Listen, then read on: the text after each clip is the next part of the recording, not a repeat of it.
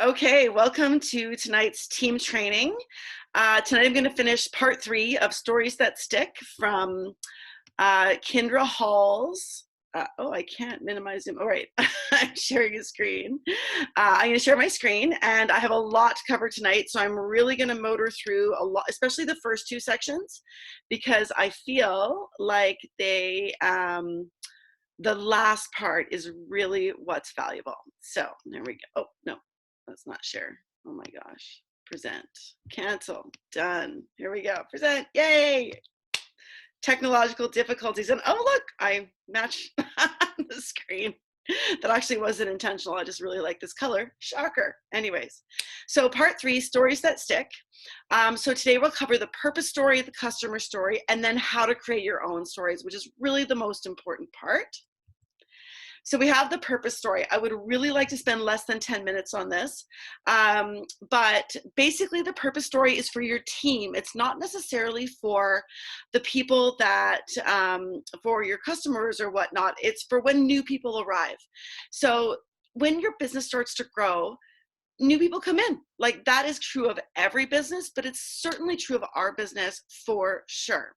But here's the thing is, they aren't the founder. So last time we covered the value story and we covered the founder story, both of which are very important. And the purpose story is really what gels your team together when they come on, right? So it offers them a reason to show up each day. Now, a lot of this is driven more towards traditional business, which is fine because it also really applies to us, but I just wanted to make sure we're covering everything. So essentially, ideally, we would want our new teammates to commit, to cooperate, and then to accomplish something together, right? As we know from many other trainings, we are stronger together as we learn from each other.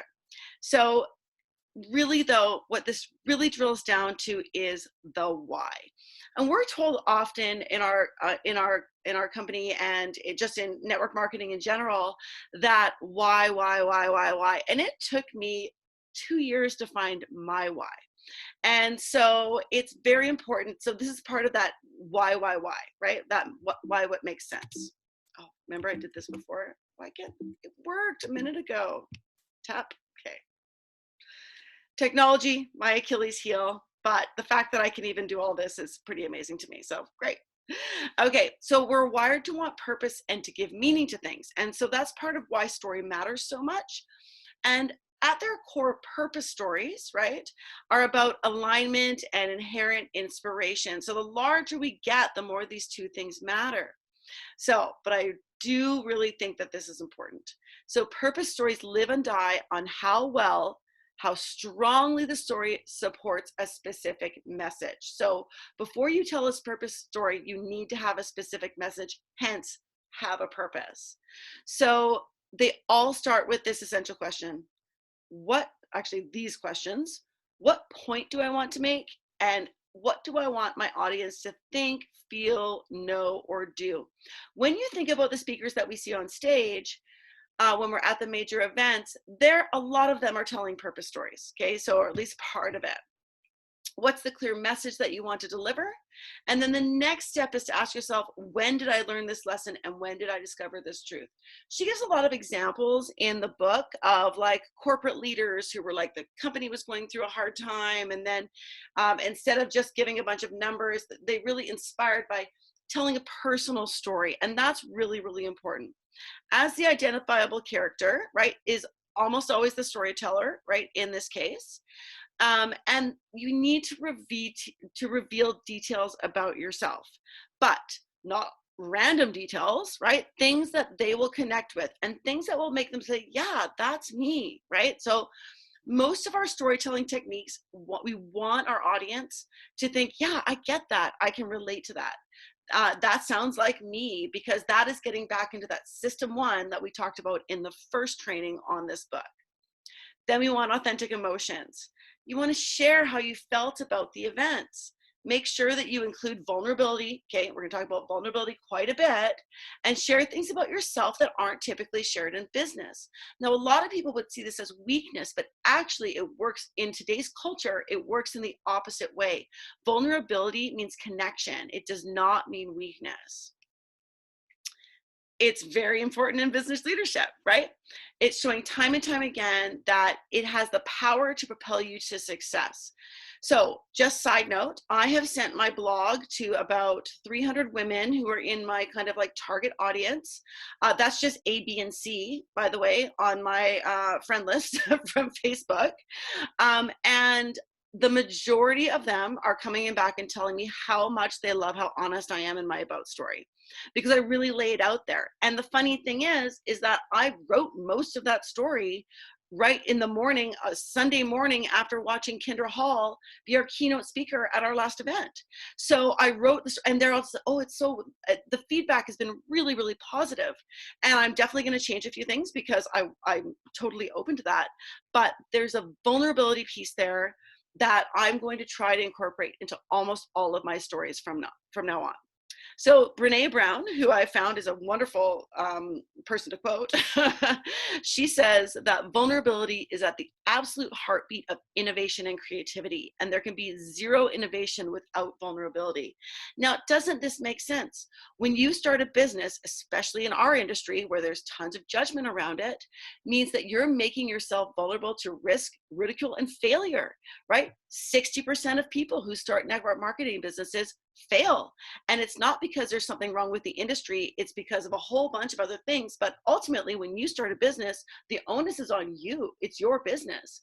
But that's a vulnerability piece to actually put it out there, right? And be like, oh, it's scary to say, like, I started something, I did something, and please support me, you know, because of course many people do, but many people won't. And that's just the name of the game in business.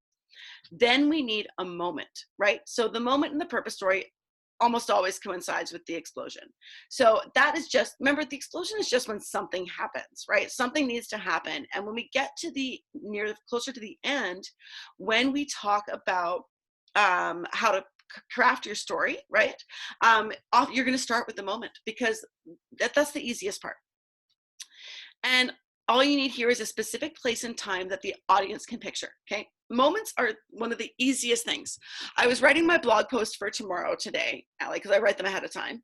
And I changed it to start with the moment. And it was the moment that I realized that I really realized the power of leverage income. That's what my blog post is about tomorrow. It's about leverage. And so it was just really cool to go back and be like, I wrote it all out and I went back and I'm like, I need a specific moment. So I was like, when was it? Oh, it was September 16th, 2019. There's my moment, right? I was at work, you know, like that kind of stuff. You'll see it when you read it. But okay, the purpose story. We need specific details, but not just any specific details. This success hinges on the leader's ability, the speaker, to make a story that is technically about them feel like it's about the audience. And again, she gives a lot of great examples that illustrate this, but it would take me a long time. I'm not going to summarize those, right? Whenever possible, we want to build in audience universal truths. So if you were talking to a group of teenagers, right, you wouldn't talk about times when there wasn't any internet, right, or when there was no cell phones. But if I'm talking to people my age, I can be like, hey, remember back in the day when we just had to talk to each other, or, you know, blah, blah, blah. Like we didn't, like the internet, I didn't know about it till I was 22 years old. So that would be appropriate for anybody my age or older. So we want to use those to help blur the lines between identifiable character and the audience until we become one and the same. And in that moment, our purpose becomes their purpose. Sweet. I want to do that in less than 10 minutes and success. Okay. Now we have the customer story. I do want to spend a little bit more time here because I feel like we can help our customers craft their stories a lot better than we have been. And I have a formula for it that I got from Kindra Hall, obviously. Okay, so these have a natural edge over traditional marketing because they are preloaded with credibility. When we have a customer story in our group that's not from a distributor, it is automatically rises above the rest because there's nothing in it for the person. So when I tell somebody that my product is great, it's marketing. But when a happy customer tells somebody else, that's a referral. And I have had quite a few enrollments from referrals from happy customers who have just said, oh my gosh, this changed my life.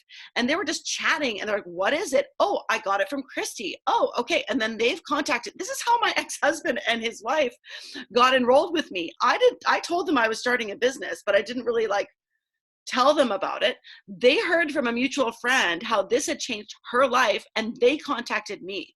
Isn't that exactly what we want, right? It was beautiful. And they're still, all three of them are still very happy customers. So referrals, reviews, testimonials, other shared experiences are valuable, but they don't necessarily come packaged as a story. And so when you list, someone says, hey, this was blah, blah, blah, so it doesn't have the same kind of impact, but we can teach our customers to give good stories that are more effective. So a testimonial states facts, but really does it include compelling emotions? Now, in our group, we often do see this, right? So I would say that even if someone says testimonial alert or whatever at the top, if it's packaged as a story with all the elements of a story that we need, which are identifiable character, a moment, authentic emotions, and specific details, if it has all those things, it is a story. Okay, so that is definitely what we want. Now we can turn a product review into a story, and that is great for business. Customer stories draw people in, makes them care, feel connected, and then makes them feel understood. And all of those things happen in system one, right? So remember, system one is that like kind of lizard brain, things just happen naturally. We don't have to think too hard about them. And then system two requires our audience to think and concentrate, and we lose them in that battle, okay? So when it comes to customer stories, it is very important that it comes authentically from them. Too smooth is suspicious. And I am so guilty of this. So I have taken some of the testimonials from our group with permission and posted them on my Facebook page. And some of them are riddled with grammatical errors. And I'm an English teacher, former English teacher. So that it's like, but that's not the point. The point is that it came from them and that's their experience. And so we do not want to edit that at all. Okay, we do not want to, because it needs to sound like them. If everything sounds like you, it's going to sound fake, right? So while it may be tempting, whether in print or video, to like airbrush, I like this, to like airbrush. I call it editing. She calls it airbrushing, but like fair enough. You want the giggles and the bloopers and the spelling mistakes. These imperfections make them real. So one of the things that I'm going to be doing in the next couple of days is I'm going to do an instructional video on how to do a before hair care or skin care or any of our products video, how to do it. Because guess what? It's better if it doesn't look professional. And I'm getting this stuff from here, but I'm also realizing the power of having that before video for me has been instrumental to showing how much that I have changed, right? Like showing how well it is working. So all that stuff. So even if perfection is bad in stories. We'll get to that at the very end, but like perfection is bad. We want practiced, but not perfect by any means. So because it's these imperfections that make us more relatable and it makes us more real. So, however, if we want good customer stories, we still need to guide them so that they include those 4 components of stereotypes, but we're not going to edit or airbrush them, because the beauty of a customer story is in its raw and imperfect realness. 2 rules, okay? So curating, I love this, curating customer stories, okay? And I'll tell you where the museum is in a minute, right? So first of all, we have to ask. I am so guilty of this. I have probably 50 happy customers that I have not asked for testimonials, but that is going to be part of my mission before, I guess, let's say June 1st. I'm going to be asking every customer that is happy to do a testimonial, and I'm going to give them a system, which you'll see in a minute, to ask them to do it, right? So one of the examples that she gives is a really great, I guess, deodorant company called, I can't remember what it's called, but I was very impressed with what they did, right? So they have a system. Someone gets their product, 2 weeks later, they send out an email and they ask for essentially they ask for a product review and story, but only after the person's had some experience. So that makes sense. So number one, it has to arrive after the product has been tried, right? For us, this can take a little bit longer because, as we know, it takes up to 3 months for our products sometimes to take effect or to really like feel different. Also, that email must come from a real human with a real name. Now for this, I'm like, I don't really see us using email. I see us using Facebook Messenger and just asking and then saying, hey, can you do this? And then if we offer an incentive, especially if they make a video, oh my goodness. So people get to know you 10 times faster through video than they do through photos and your words. And hence why I'm going to make the video tomorrow about how to create your Facebook page. So it's really, really important. So, but a lot of people are scared of that, but they might do it for some free stuff. And you can decide what that is, but people do love getting stuff for free. I've had, my running Couch to 10K survival guide has already been sent out to like 8 people, and I haven't even launched it yet. So, but people love free stuff. So there's a few steps they need to take, but they'll do them to get the free stuff, right? And then rule number 2 is that you have to ask specifically for what you want. So here is what there is. You want to know what was life before our products. Then which is the normal, right? What has changed for you, for them as a result, which is the explosion, the moment. And then what is life like now afterwards? That's all we need. And when they write it with authentically their voice, it will make a huge difference in terms of the kind of testimonials that we can put in our groups. So we add the identifiable character, which is always them, okay, always, specific details and authentic emotion to this formula, and you have yourself a wonderful customer story. So our job is to be chief curator of customer stories, and social media is a great museum for them. I always say I'm going to end early, but I never do. So I'm like, but wow, I'm going a lot faster than I thought. I also know I'm talking really fast, but I really, really wanted to make sure that we got to this section. So I might slow down a little bit. Oh, we're halfway through. This is perfect. Okay. All right. Creating your story. Okay. So which story do you choose? Certain stories are good for different scenarios. So if you want more effective sales and marketing, you go with a value story. We covered those last time, right?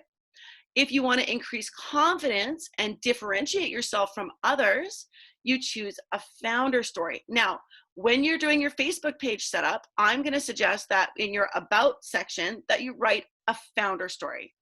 Why? Because it's a business page. Why wouldn't you talk about why you started your business and how you started it, and use these guidelines to create a compelling story about why you launched your Facebook page, right? Because you do have a business, right?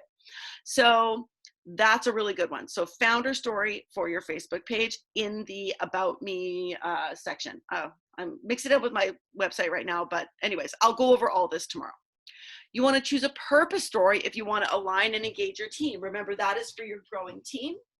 And then choose a customer story if you want better sales, marketing, and credibility. So all of these things are really great, but of course, and some of them overlap for sure. You can see the similarities between the value and the customer story, but you can tell a value story. You can't tell a customer story. Okay, only the customer can add value to their own customer story.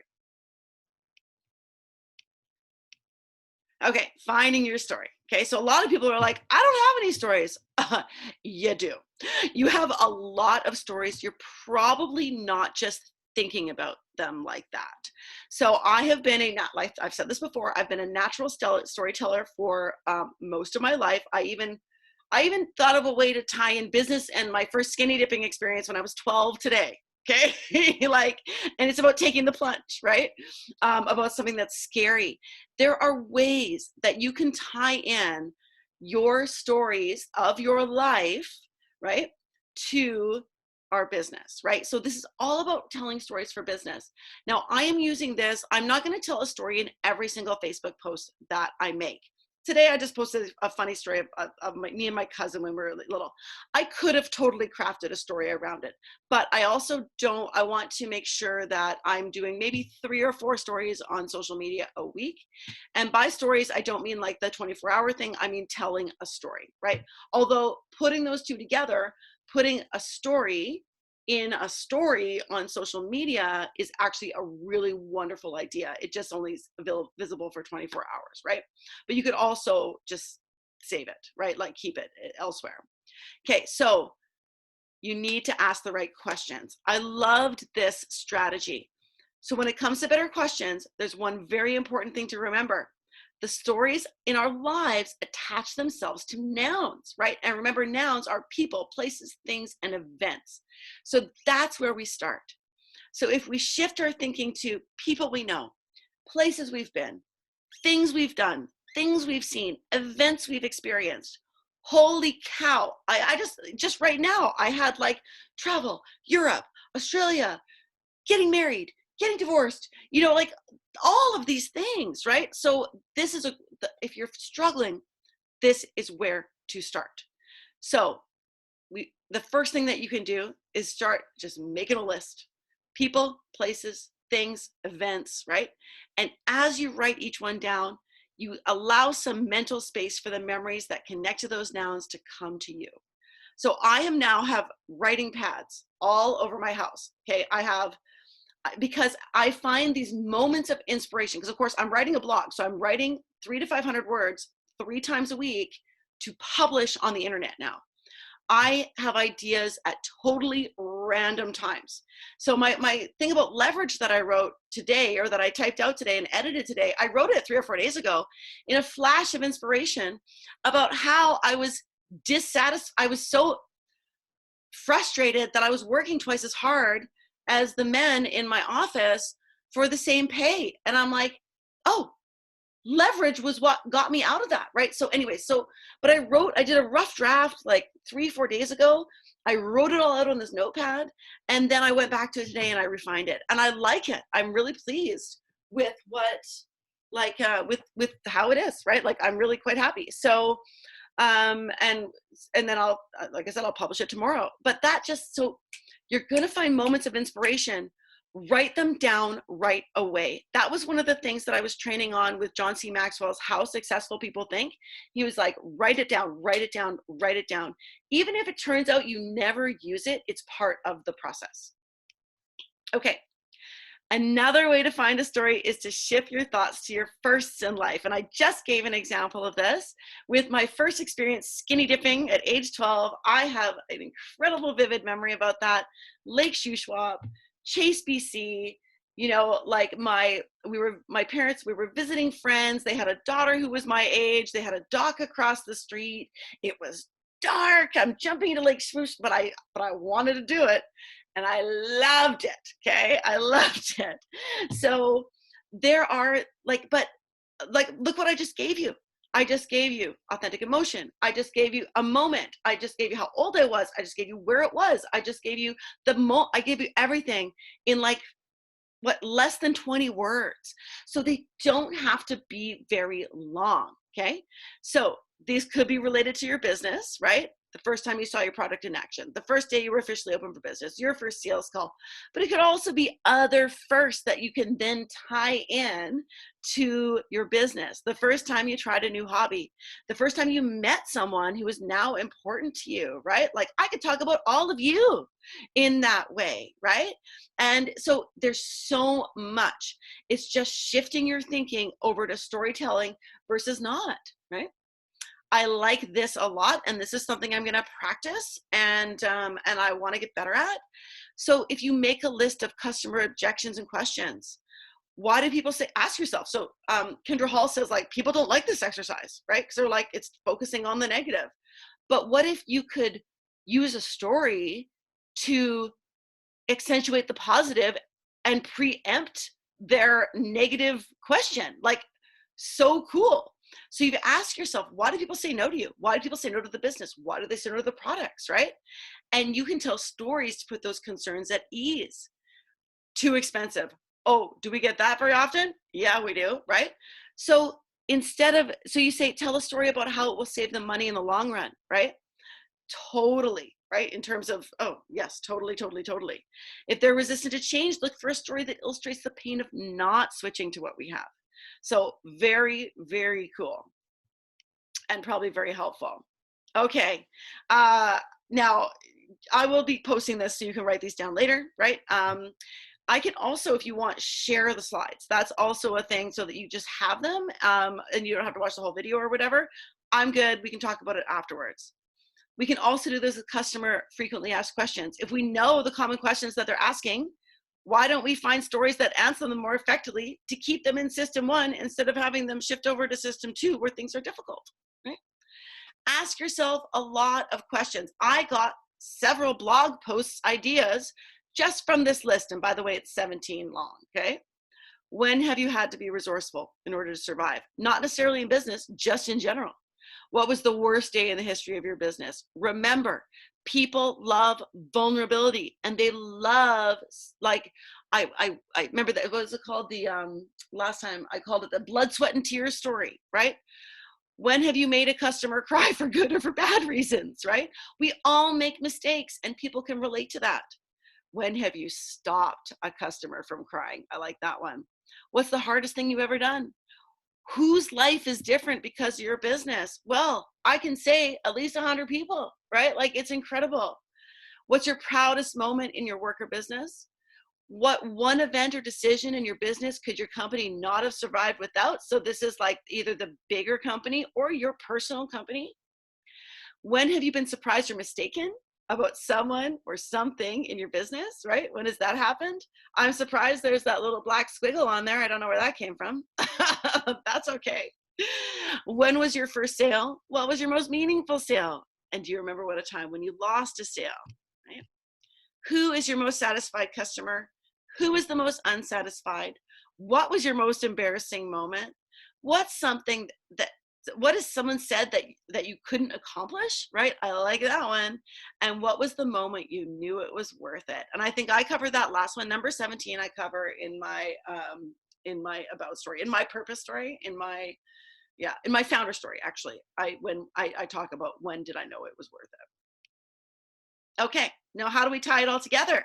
Okay, putting them together and the components to work. Okay, we've got the scraps of our story assembled. Okay, so basically what we're assuming here is that, what? Oh, you know why it's there now? Is because I wanted to keep the formatting, and so it's gonna be there the whole time because I just copied a slide and deleted it. So funny. Okay, so as we know from all the other training that we've done with this book, we need the normal, then we need the explosion, and then we need the new normal. So this is assuming that you have picked a story. Okay, so you've picked a story. It's about whatever it is. Okay, so for you, and so you've got some pieces, you've got an idea, you've got your noun, you've got when it happened, right? But now we need to flesh it out. So you've chosen the story to fit your objective, whether it is a value story, a customer story, a purpose story, or founder story. We've picked the objective, and now we want to put it all together. So step 1, start in the middle. This is great, great advice. So many of us will sit down and try to write something and don't know where to start. Start with what happened, right? That makes so much sense. We don't really notice that a story is happening until we get the explosion. This doesn't mean that the explosion has to happen at the beginning of the story. This means that this is the start of your writing process. So we're going to start with the explosion, and it's just the thing that happened, and then we're going to work backwards. Once you identify that pivotal moment to build the story, you just go back to the beginning, right? Okay, so here's what happened, the climax, the explosion, and now we're going to go back and write about before. Now, with normal, we go back to the beginning. So crafting the normal is the most fun, and it's also the most important piece of the story process. This is how things work, right? This is where you take a happening and you make it matter. Human beings, we love this because this is where we start to connect. This is where we go, oh, that sounds like me. Because if someone's not saying that sounds like me, then they're not your audience, right? So that's part of why we've done all this training on avatars and figuring out who is your target audience, because that's who you're connecting with, right? So we want to make sure that that's who we're talking to. Your audience will enjoy the subtle sense that while everything appears to be going along as planned, something's about to happen, right? So we want to always include details, identifiable character. This will paint the picture and sound familiar to the audience, okay? Include the emotions, what you or they were feeling or hopeful for or thinking as the situation was unfolding. Oh, I'm going to finish in 10 minutes, Zoom. Don't you worry. Okay. Include that particular time and place. Again, that was something that was missing for my story for tomorrow, right? That was something that was missing. And then I remembered this training because I was literally typing this out today. And so I was like, oh, I need to go back and include this. And I also went back and changed something else because it was, anyways, I went back and changed something else because it made this, my running story that I published on Wednesday, it tied it all together so much more beautifully. So I went back and edited and changed it. So with your particular audience in mind, include those details that are meaningful to them, that sounds familiar to them. Throughout the story, they should be thinking, I felt that, I understand that. Yeah, that is me. And then we have step 3, the new normal, which should be typically smooth sailing. If you get the rest of the story right, the new normal just kind of writes itself, right? Because it's how they feel, how you feel now, right? Or what happened afterwards. It's a recap of the lesson learned and what it means for the person hearing the story. Now, it is up to you how obvious you want to be about this message. I like to assume that my audience is intelligent because my audience is intelligent, right? Who I have picked as my avatar is an intelligent person. I do not need to beat her over the head with the moral of the story. So I'm going to choose to leave that part out and let her figure it out for herself, okay? That is more powerful than you explaining it. It's like when someone explains a joke to you. Okay, Ben is terrible about this. He will say a joke and I will be like, and I'll like smile, and sometimes it's funny, sometimes it's not, and sometimes I'll laugh. And if I don't laugh, he'll explain it. And I'm like, no, oh, don't do that, right? That is, no. So I'm a fan of not explaining it, okay? So, but this is what I changed on my, my running story from 2 days ago, or yesterday actually. The most important piece to crafting the new normal is to use it as an opportunity to come full circle. And if you've read a satisfying story before, they all do this. So I put this in bold. Each story back at the beginning, but with the benefit of the knowledge, wisdom, and understanding that you didn't have with the normal, but with before, right? So I went back. So when I was writing my running story, I started when I was 14 years old, and it was kind of this chronological thing, but I didn't bring it back to when I was 14. And so today I went and revised it, and I was like, I could kick my 14-year-old's butt in a race, right? Because of biohacking, right? So that tied it back all together. And so anyways, I feel so much better about that story now because I'm like, oh, it rounded it out. It came full circle. Now, your stories are not going to be perfect when you first start them, okay? Mine aren't, right? And yours will not be either. But you will get used to telling them over and over and over again. I mean, when you're doing our business presentations, the first point is tell your story. So get good at telling your story. And when people aren't reacting, change it, right? You need to change. Something's missing. And I'm going to talk about how to fix the mistakes and stuff in the next little bit. Okay. Oh, here we are, avoiding common crafting pitfalls, right? So one of the questions is how long should a story be? There was some stuff about elevator pitches in here, which is like a 30-second like kind of sales pitch. But she was essentially like, elevator pitches aren't real. Like, you don't really talk to people in elevators, but I get it's a concept, but you can't really do it in 30 seconds, right? She says, typically in business, your story should be 3 to 7 minutes in length. And when you're doing a business presentation, that's about it, like maybe 3 to 5, right? Talking about yourself, then the company story, and then the product story, et cetera, right? So I'm going to see about changing instead of being more fact-based, changing everything to story-based, right? Daisy does a really, really good job of this when she does her Zoom. She is telling a lot of stories, actually.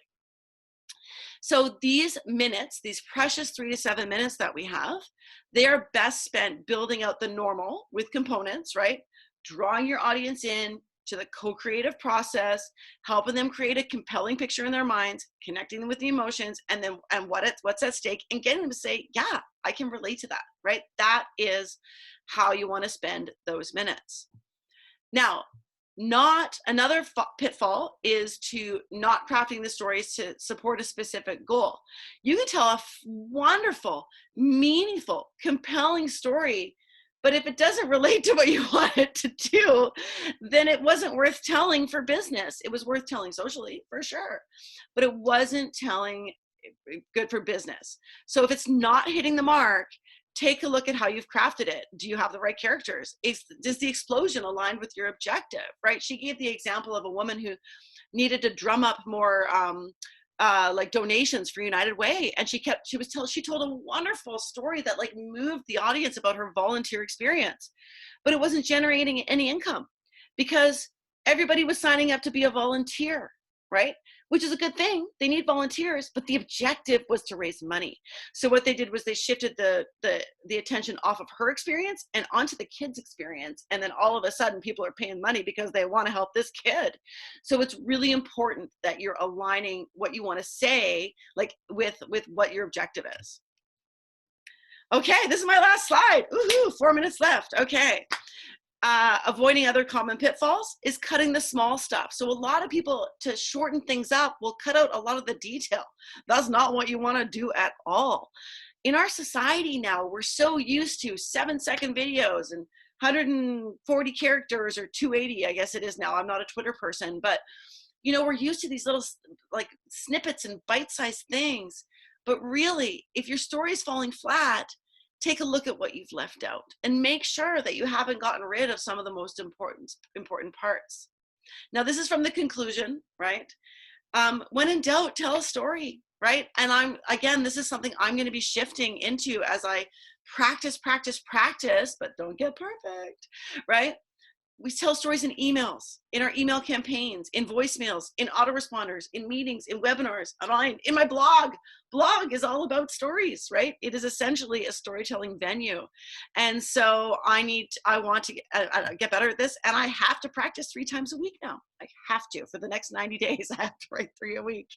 But I hope, and I think they'll get better over time, right?